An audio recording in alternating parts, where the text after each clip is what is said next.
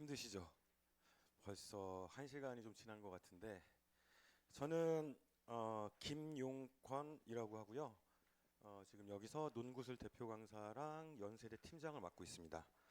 앞에서 우리 선생님께서 뭐 자세하게 데이터로 뭐 등급 컷은 어떻게 될지 5등급제에서는 어떻게 갈 수 있을지 많이 설명을 해주셔서 저는 일단은 변화의 흐름과 이게 의미하는 바가 뭔지 좀 크게 가겠습니다. 그 다음에 각 전형별 분석에서도 각 전형이 뭐가 중요한지, 특히 어머님들 그 학생부 정성평가와 관련해서 좀 이게 뭐 얼만큼 뭘 준비해야 되는지 고민이 있으실 거 아닙니까? 전형 따라 중요도가 조금씩 달라질 수 있거든요. 그런 부분. 그 다음에 논술 관련해서 좀 더 유형 분석을 좀 해드리도록 하겠습니다. 자, 먼저 2028 대입 개편과 관련해서 뭐 세 가지죠. 고교학점제, 내신 5등급제, 통합형 수능. 고교학점제는 이거죠. 과목을 선택할 수 있다. 그 다음에 내신 5등급제는 등급이 완화됐다. 그 다음에 통합형 수능은 수능 변별력이 약화됐다. 하지만 더 정확하게는 과거 수능 과목에서 볼 수 있었던 심화학습 능력, 예컨대 뭐 심화 수학이라든지 뭐 사회나 과학 과목에서도 심화 과목들 있잖아요. 여기에 이 친구가 얼마나 역량이 있는지를 알 수 없다. 그게 이제 하나의 차이겠죠. 그래서 일단은 9등급에서 5등급으로 바뀌는 말씀을 좀 드리고 싶은데요. 이거 너무 잘 알고 계시는데 제가 여기서 좀 말씀드리고 싶은 건 그 우리 친구들 중에 지금 등급이 좀 안 나온 것 같은 친구들, 2등급이 좀 있는 친구들이 있을 수 있습니다. 하지만 제가 꼭 당부드리고 싶은 말씀은요. 내신 포기하지 마십시오. 지금 2등급인 게요. 작년에는 3등급 혹은 4등급이었을 거예요. 그다음 무슨 말이죠? 3, 4등급을 받은 상태보다는 1등급을 받아서 앞으로 물타기를 할 수 있는 확률이 더 높다는 거죠. 그렇기 때문에 결코 실망하지 마시고 내신을 던지지 마세요. 웬만하면. 왜냐하면 그 한동안 대입 간소화 열풍이 있었죠. 논술은 논술, 교과는 교과. 근데 이제 2028년의 특징을 이따 보여드리겠지만 전부 다 조금씩은 다 해야 돼요. 심지어 연세대 수능 최저 없었잖아요. 논술에서 수능 최저가 생겼습니다. 그렇기 때문에 하나만 파서 가기는 좀 애매모호한 상황이 돼버렸어요. 그렇기 때문에 내신도 던지지 말고 할 수 있으면 챙겨주는 게 좋을 겁니다. 그리고 근데 이미 너무 망했다. 이미 답이 없다. 정시와 논술로 가겠다. 그 경우는 제가 꼭 말리진 않겠습니다만은 희망학교에 조금 모자른 상황, 아직 그래도 맞출 수 있다 등급을, 그렇다면 버리지 마시고 좀 더 노력해 주십시오. 그리고 2학년 2학기와 3학년 1학기 내신이 은근히 중요합니다. 그 얘기는 이유는 조금 더 말씀드리겠습니다. 그 다음에 문이과 없는 통합 수능인데요. 이 통합형 수능이 의미하는 바는 뭐 공부할 범위가 줄었다는 얘기죠. 그러니까 좀 수월해졌을 거예요. 하지만 동시에 또 갖고 있는 의미 중에 하나는 심화 수학이라든지 사회나 과학 과목의 심화 과목들을 수능 성적으로는 알 수가 없다는 의미죠. 그래서 이런 거 흐름 때문에 이게 지금 정시 모집에서 정시 교과 인원들이 지금 보이죠. 무슨 얘기냐면 수능 성적 플러스 학생부를 보는 그런 학교들이 있다는 겁니다. 그리고 이게 전형 변경인데요. 간단하게 정리하면요. 학생부 교과 전형에도 예전엔 교과면 그냥 내신 등급 정량으로 갔었잖아요. 근데 정성평가의 퍼센테이지 올라가고 있습니다. 그러니까 다시 말하면 정시에서도 학생부 영역이 들어오고 있고요. 그 다음에 학생부 교과 영역에서는 정성평가 영역이 들어오고 있다는 얘기입니다. 이게 무엇을 의미할까? 그게 중요합니다. 그럼 이따가 전형별 분석 때 좀 더 자세히 말씀드리도록 하겠습니다. 그래서 어쨌든 학생부의 비중이 커지는데, 특히 정성평가 영역에서 비중이 커지는데, 이건 세 가지로 좀 생각할 수 있을 거예요. 과목 선택과 세특과 관련된 얘기인데, 첫 번째, 진로에 맞는 과목을 선택해야 되는데, 그건 아까 잘 말씀해 주셨을 거예요. 학교마다 권장 과목이 있고, 권장 과목이 열렸는데도 안 들었다? 회피죠. 감점이 되겠죠. 없어서 못 듣는 건 어쩔 수 없지만. 그래서 진로에 맞는 과목을 선택하는 게 일단은 가점이 될 겁니다. 그리고 선택한 과목 등급이나 성취도가 좋아야 되겠죠. 그 다음에 세특 내용은 구체적이고 선명한 게 좋습니다. 발표에 열심히 참여했다, 진로를 열심히 탐색했다, 이건 가치 없고요. 구체적으로 나와야 돼요. 자, 합격자 예를 들게요. 서울대 직윤 합격자가 들었던 질문이 굉장히 가치가 있거든요. 왜 가치가 있을까요? 서울대 직윤 학생부 기반 면접이죠. 그리고 거기서 면접관이 질문했다는 건 그 세특 사항이 면접관에게 흥미가 있었다는 얘기입니다. 그러면 그런 세특을 써야 된다는 얘기죠. 물론 쓰는 것만 중요하진 않습니다. 소화할 수 있어야 되겠죠.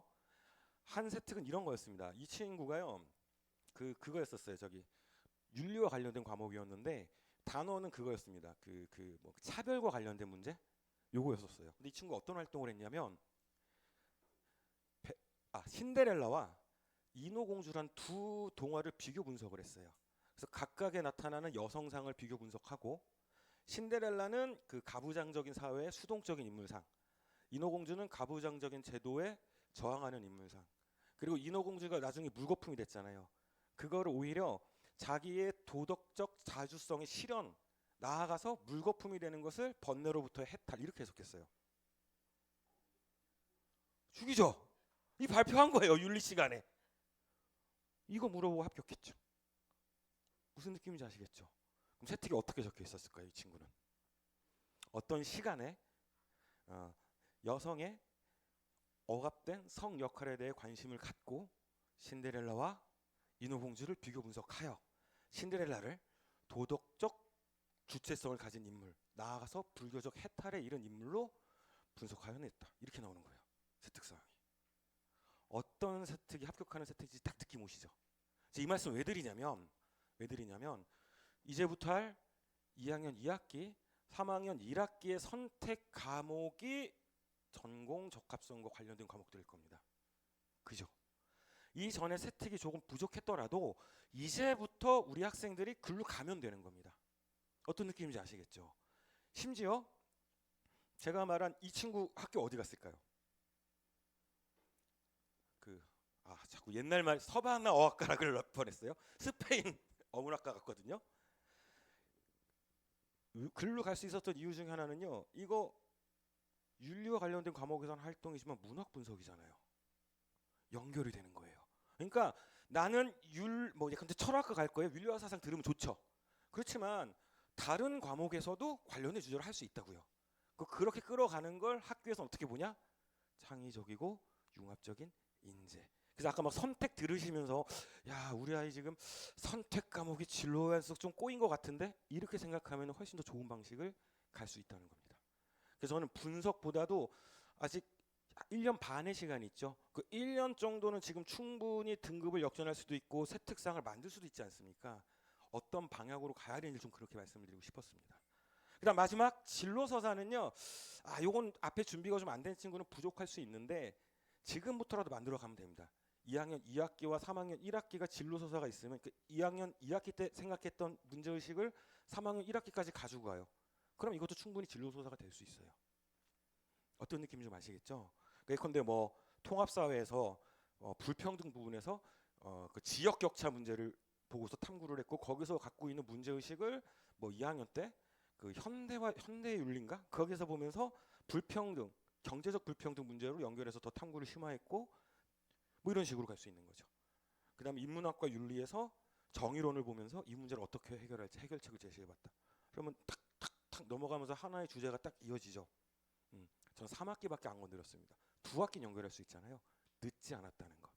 그게 진로서사가 있는 게 일관성 있는 자기소개서, 이런 말 하죠. 아직 괜찮습니다. 포기하지 않으셨으면 좋겠습니다.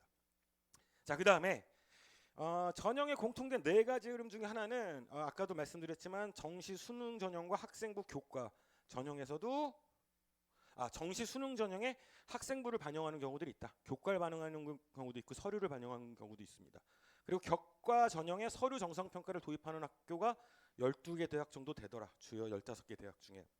정시 비율이 30%대로 떨어졌더라.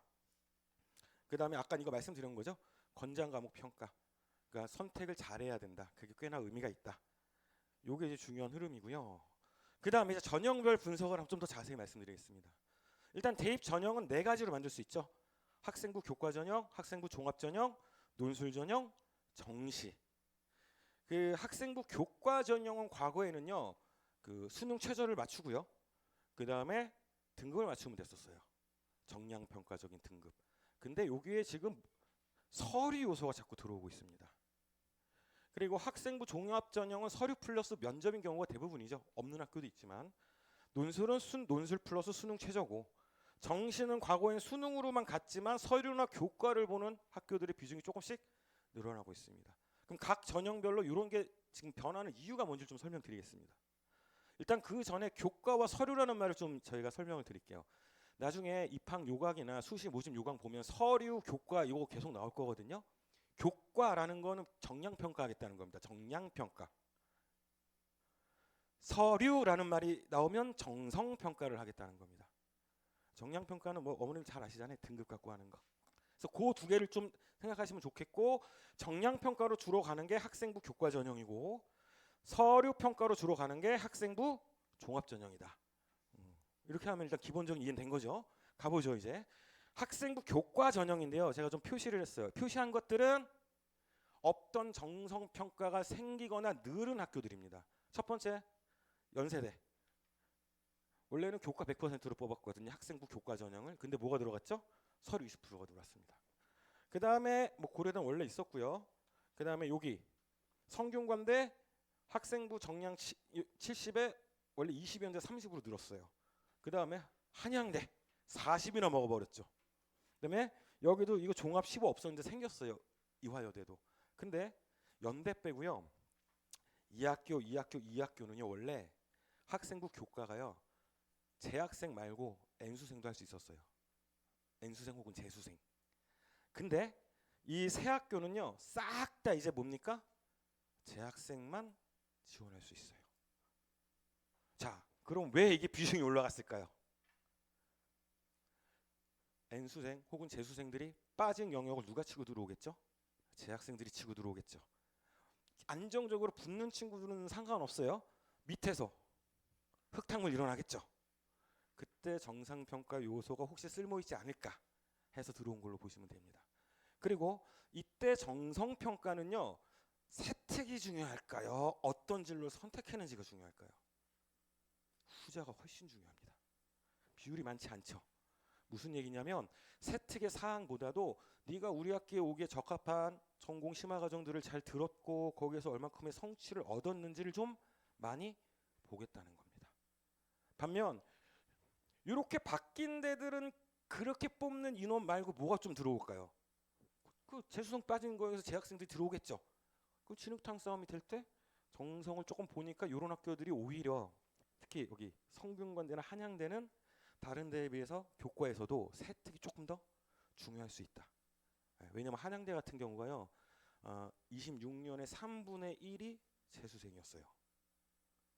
어떤 느낌인지 아시죠? 하지만 이 모든 게 좋은 건 있습니다. 지금 서울 주요 15개의 대학 중에요. 동국대랑 광국대 빼고 학생부 교과는 전부 다 재학생만 지원 가능합니다. 현 고위들. 재수생과 경쟁 안 해도 돼요. 그리고 심지어 동국대는요. 재수한 녀석들이 돌아왔을 때 얘는 9등급이죠. 그 등급 그대로예요. 그러니까 걔네는 4%에 들어야 1등급인데 재학생은 몇 프로? 10%를 하도 1등급이에요. 훨씬 유리하죠. 그렇기 때문에 아까 우리 그 선생님도 말씀하셨겠지만 플랜 A는 일로 가는 게 맞습니다. 재학생이 훨씬 유리하잖아요. 재학생만 지원할 수 있고 재학생끼리 경쟁해야 되고 특히 일반고다. 이걸 지원해야 되겠죠. 학생부 교과는. 그래서 제가 내신을 버리지 말라고 말씀을 드리는 겁니다. 그리고 여기서 하나 다시 한번 기억할 것. 학생부 교과는 세특 뭐 안 중요하다는 것보다는 세특보다도 출결이라든지 어떤 전공 나의 전공과 어울리는 과목들을 선택했는지 이게 훨씬 더 중요할 수 있다. 그 말씀 좀 드리고 싶습니다. 그 다음에 학생부 종합전형입니다. 학생부 종합전형은 보면은 이제 특징들이 이제 뭐 서울대 이 지역 균형은 이건 종합에 있지만 사실 지원 자격은 교과랑 똑같습니다. 일반고의 재학생입니다. N수생 안 됩니다. 학교장 추천 받아야 되는데 2장에서 3장으로 늘었습니다. 이건 일단 스카이 분석할 때 조금 더 자세히 말씀드릴게요. 쓱 보면 하나의 흐름이 면접이 서류평가 면접, 서류평가 면접, 서류평가 면접, 서류평가 면접 이렇게 가고 있죠. 그러다가 서강대랑 성균관대 이런 데서 서류 100들이 좀 보이죠. 얘네 왜 서류 100을 할까요? 면접 없는 전형. 서강대, 성대, 한양대, 밑에 이대도 학생부 100% 전형들이 있네요. 물론 다 저거는 정성평가입니다. 왜 저거 할까요? 수시 납치하려고요.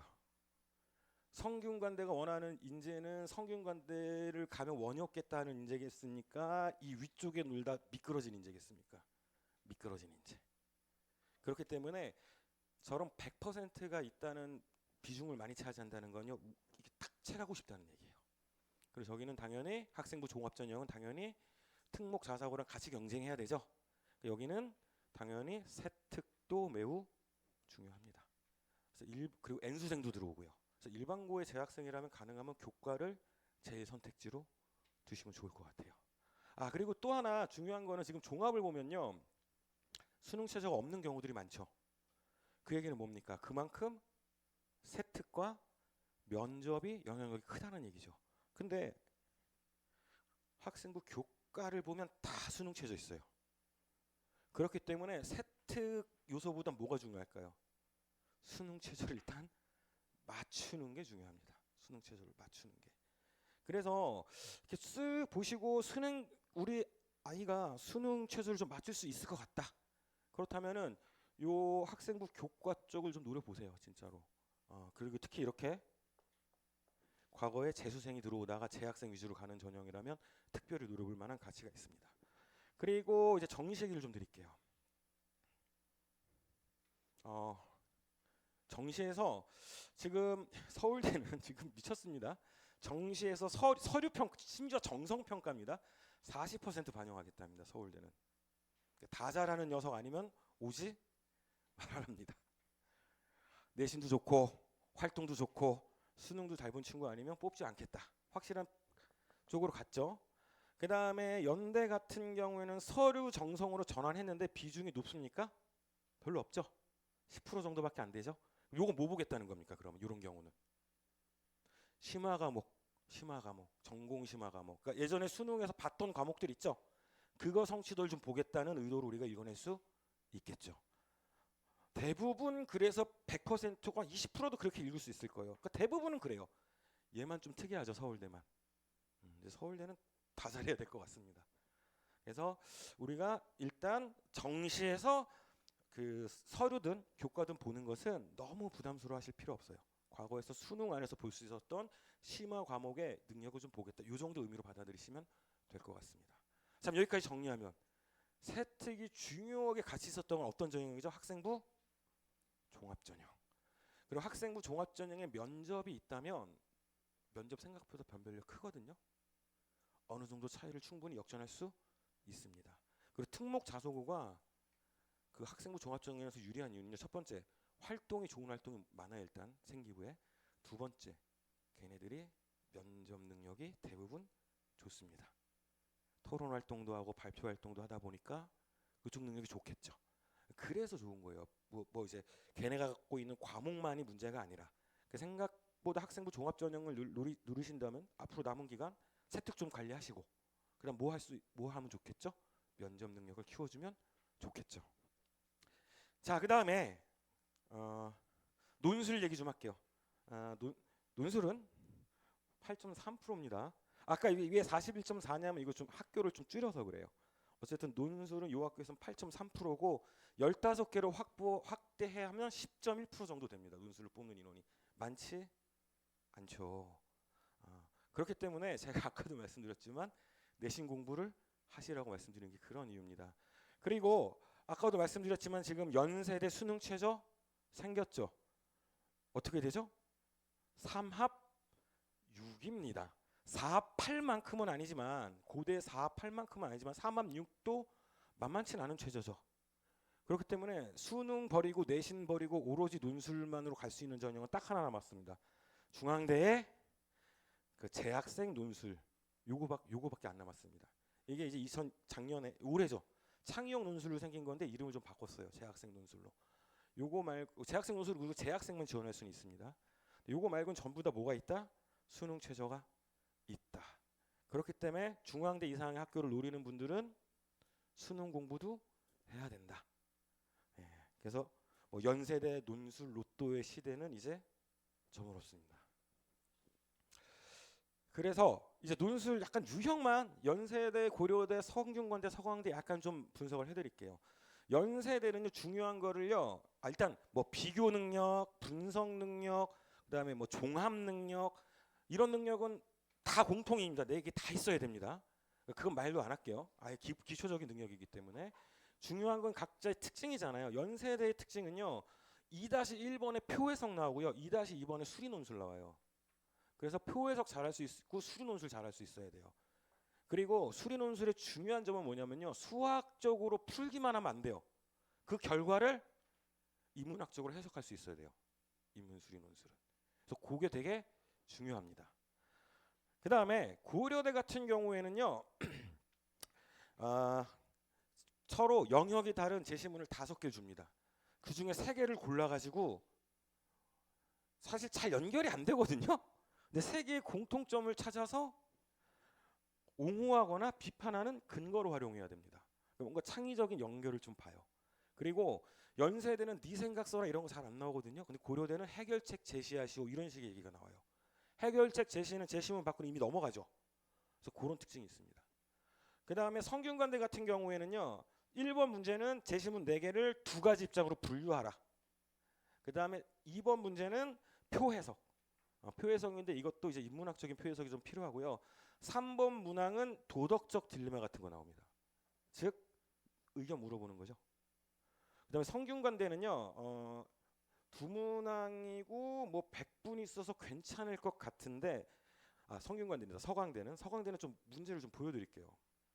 이게 서강대인데요. 서강대 1번이 이거고요. 이만큼 제시문을 봐야 돼요. 양이 많죠. 그리고 천자입니다. 하나가 끝이 아니에요. 2번도 있습니다. 2번도 주고 또 이만큼의 제시문들을 읽고 그 다음에 천자를 써야 됩니다. 1. 읽을 제시문의 양이 많다. 2. 써야 될 글자 수가 많다. 이게 서강대의 특징입니다. 다만 서강대 장점은 있습니다. 제시문이 전부 다 교과 내용을 재구성한 거예요. 그래서 공부를 좀 잘하는 친구는 어시선가 봤던 걸 확률이 매우 높습니다. 그래서 지금 정리하자면 연대는 수리 능력이 좀 필요하겠죠. 인문 논술이라도 플러스 인문학적인 해석 능력이, 고대는요 창의적으로 연결하고 해결책을 제시할 수 있는 문제 해결 능력이 좀 필요하겠죠. 그다음 성균관대는요 표 해석과 도덕적 딜레마 해결. 그러니까 고대랑 성대는 자기 주장을 논리적으로 피는 능력이 좀 필요합니다. 다음에 서강대는 빨리 제시문을 파악하고 천자 안에 써내는 것, 그것이 좀 중요합니다. 그리고 이제 서강대 문제는요 문제를 보면요 뭐하라고 하나씩 다 해요. 가를 나에 어떻게 하고 그래서 글 개요는 오히려 쉽습니다. 시키는 대로 따라가면 돼요. 그래서 서강대 약간 속도가 필요하다, 이 생각을 좀 해주시면 좋을 것 같습니다.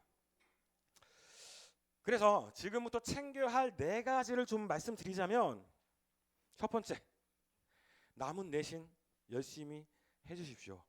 그리고 세특 포기하지 마십시오. 지금부터 진로와 연결된 정말 중요한 내용들을 충분히 채울 수 있습니다. 그리고 이제 통합형 수능 대비인데 요건 그 말씀 드리고 싶어요. 수능 최저 맞춰야 됩니다. 이제 수시 중에 그 학생부 종합전형을 아까도 봤지만 최저가 없는 것들이 좀 있죠. 근데 교과나 논술은 수능 최저를 이제는 맞춰야 됩니다. 그렇기 때문에 수능도 완전히 던질 수는 없습니다. 그래서 아마 쓰실 때 아마 하나 정도는 수능 최저 없는 걸 쓰게 되실 거예요. 불안하잖아요. 그렇죠? 그러다 보면 결국은 다 챙겨야 되는 상황이 올 수도 있어요. 그래서 아직 던지지 마십시오. 뭐든지. 그 다음에 스카이 집중 분석인데요. 요거는 이제 그냥 각각의 좀 특징만 좀 잡아드리고 가겠습니다. 일단 서울대는 이제 지역 균형이 일반고랑 재학생을 대상으로 하는 건데요. 자, 1단계에서 서류로 3배수 뽑고 2단계에서 1단계 점수와 면접 30%입니다. 근데 여기서는 30%의 면접이 상당히 중요하겠죠. 저기 추천받고 온 친구들은 대부분 다 등급도 좋고 활동도 괜찮을 테니까. 그 다음에 서울대 일반 전형은 이제 50-50인데 이건 이제 제시문 면접을 봅니다. 그리고 아까 말씀드렸듯이 여기 특별히 고가 영역 40%가 있기 때문에 정시도 생각보다 생기부가 중요하다는 말씀드렸고요.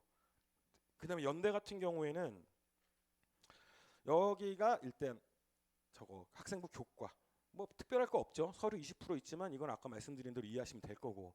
그다음에 재밌는 게요. 탐구 인재용의 수능 최저가 미적용되는 게 하나 생겼습니다. 그 학생부 종합전형 중에 수능 최저가 없는 게 새로 신설됐어요. 그렇기 때문에 연대 학생부 종합전형도 수능이 좀 안 되는 친구들이 노릴 수가 있는 영역이 있다. 하지만 그런 만큼 여기서는 세특과 면접 능력이 좀 이건 심지어 저것도 없네요. 면접 40%라 되잖아요. 그러니까 면접과 세특이 좀 중요하겠죠. 그리고 고대에서 좀 주목할 게 이겁니다. 수능 교과 우수 전형. 이 정시에 있죠. 제가 왜 주목해야 된다고 할까요? 이 전형 졸업 예정자 재학생만 지원할 수 있다는 얘기입니다. 그 인원도 꽤 되죠. 489명. 심지어 중복될 겁니다. 그러니까 요거는 좀 알아놓으면 좋을 겁니다. 정시 지원하실 때. 그리고 저기 정말 중요한 것 중에 하나가 그것도 있습니다. 이런 게 하나 더 있어요. 서강대 정시에도 지역균형 전형이라고 있거든요. 그거는 재학생만 대상으로 합니다. 근데 서강대는 인원이 너무 적어요. 그래서 그거는 이제 상황 따라 좀 확인을 해보시고 도전을 해보셔도 좋을 것 같습니다. 그 다음에 이제 무엇을 어떻게 준비해야 할까가 또 하나 궁금한 요소 중에 하나 아니겠습니까? 이미 말씀드렸지만 제가 일단은 지금은 내신과 세특 관리를 하면서 여유가 된다면 면접과 논술 수업을 들으면 좋겠습니다. 그리고 특히 제가 독서 활동이라고 얘기했었는데요. 세특 관리할 때 제일 좋은 건 책들을 연결해서 만드는 겁니다. 저 이것도 서울대 직윤 합격한 제 제자 얘기인데 그 친구는요. 이사야 벌린의 자유론 거기에 적극적 자유와 소극적 자유가 나오죠. 그 두 개에 해당한 두 모델 프리드리 하이에크의 노예의 길과 그 아마르티아 센의 자유로서의 발전 요 두 개를 딱딱 대응시켜가지고 분석하는 그런 수행평가를 했어요. 책 3권 가지고. 그러니까 그 부분에 대해서 어떤 점이 어려웠냐 어떤 주장을 한 거냐 이런 얘기들이 나오니까 그걸 갖고 상당히 긴 시간 얘기하면 합격할 수 있었죠. 그래서 좀 가치 있는 독서 활동이 매우 중요합니다. 그리고 제일 중요한 건요. 자세하게 잘 알 필요가 있는 게 아니에요. 핵심들 갖고 잘 연결하는 게 중요해요. 어떤 느낌인지 아시겠죠? 그리고 내가 주장하는 바에 예상되는 반론 같은 것도 서울대는 면접에서 질문이 나오니까 준비하면 좋고 면접이 없더라도 그런 식의 세특들을 준비하시면 무조건 좋아 보인다. 독서가 좀 중요합니다. 독서가. 그리고 요즘엔 AI가 있어서 요약을 생각보다 잘해줍니다. 물론 요약에만 너무 의존하시면 안 돼요. 학생이 좀 읽긴 해야 됩니다. 근데 AI가 정리해준 걸 보고 읽으면 훨씬 이해가 잘 되겠죠. 그래서 그런 식의 활동이 있으면 너무 좋고요. 그 다음에 이 얘기 고3 되면 이제 모의고사분들 육모 잘 봐야 됩니다. 첫 번째 육모가 원서 쓸 때 등급 기준이 됩니다. 그렇죠? 육모 말고는 특별한 기준이랄 게 좀 없잖아요. 두 번째 서울대, 연대, 고대는 추천장 그 제한이 있잖아요. 서울대 3장, 연대 10장, 고대 12장. 근데 정규 10등 안에 들어요. 그럼 연대 쓸 수는 있죠. 근데 수능 최저를 절대 못 맞출 것 같아요. 교장 선생님이 추천장을 안 줄 수도 있습니다. 학생부 교과를 쓰기 위해서는 육모 때 좀 점수가 나와줘야 돼요. 그래서 우리 친구들이 남은 기간 특히 육모 때 좀 수능 등급이나 점수를 잘 맞을 수 있도록 좀 노력을 했으면 좋겠어요. 육모 때 너무 못 봐버리면 정말 이 친구들이 지원할 때 학교에서 생각보다 협소적이지 않을 수 있어요. 수능 최저 있는 전형들을. 그리고 안 나왔는데 수능 최저 있는 걸 쓰기는 두렵지 않겠습니까? 그렇기 때문에 육모 준비를 좀 시켜주셨으면 좋겠습니다. 그리고 간단하게 이제 수업 소개하면서 마무리 드릴게요. 제가 연 수업 중에 우리 고등학교 2학년 학생들이 들을 수 있는 수업은 이렇게 3개 정도 되는데요. 위에 2개는 이제 여기 보죠. 28학년도 대비생도 수강 가능이고 논술 중심 수업이에요. 두 수업, 그러니까 논술 여름방학 4주 집중반과 논술 기본반 차이는 뭐냐면 이 기본반은 8주 과정이거든요. 근데 8주 과정의 앞에 4주가 아까 말했던 핵심 역량 키우는 겁니다. 비교, 분석, 무조건 해야 되는 거. 어떤 전형을 보든. 그 4주 과정을 떼서 하는 게 요거고요. 그 다음에 고2 여름방학 4주 집중반, 이게 조금 다른 게, 이건 논술만 하는 게 아니에요. 구술 능력도 같이 키워주고요. 이 친구들이 논술할지 구술할지 뭐 할지 모르죠. 플러스 논구술 주제를 이 친구가 2학년 2학기라든지 3학년 1학기에 세특과 연결할 수 있도록 좀 이렇게 도와줍니다. 힌트를 줍니다. 그래서 아마 오면은 학생들한테 너 선택 과목 뭐인지 다 물어볼 거예요. 진로 뭐고. 그리고 그래서 여기는요. 이거 그리고 여기는 소수정이에요. 8명까지만 받을 거고요.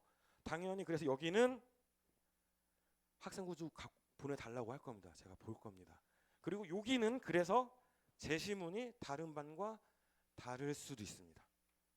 제시문 자체가 학생들한테 짧은 독서, 예컨대 제가 이사야벌린의 자유론, 그 다음에 뭡니까? 2는 하이에크의 노예의 길, 3은 아마르티아의 자유로서의 발전. 이렇게 하면은 서울대 주변 합격한 그 친구와 비슷한 독서 경험을 하는 거예요. 유사하게. 그러니까 그런 방식의 간접 경험들을 시켜줄 겁니다. 그렇기 때문에 요 반이 좀 특별히 다르다. 4주는. 그래서 그걸 좀 생각하셨으면 좋겠고, 요 반은 이제 4주 집중 끝나고 나면은 계속 우리 친구들과 계속 연결해서 갈 거예요. 다만 4주는 이제 그런 활동을 할 것이다라는 걸 좀 말씀을 드리고 싶습니다. 그래서 이 뒤에는 제가 조금 더 수업과 관련해서 준비한 건데 지금 시간이 딱 초과돼서 마무리를 하고, 아이고 이거 안 넘어가네요. 괜찮습니다. 저희 카이로스가 특별한 때라는 뜻입니다. 흘러가는 시간 속에 저희 학원과 함께한 게 특별한 때가 돼서 우리 친구들이 그리고 우리 어머님들이 그동안 열심히 노력하고 열심히 고민했던 좋은 결과들이 결실을 맺기를 바랍니다. 지금까지 들어주셔서 너무 감사합니다.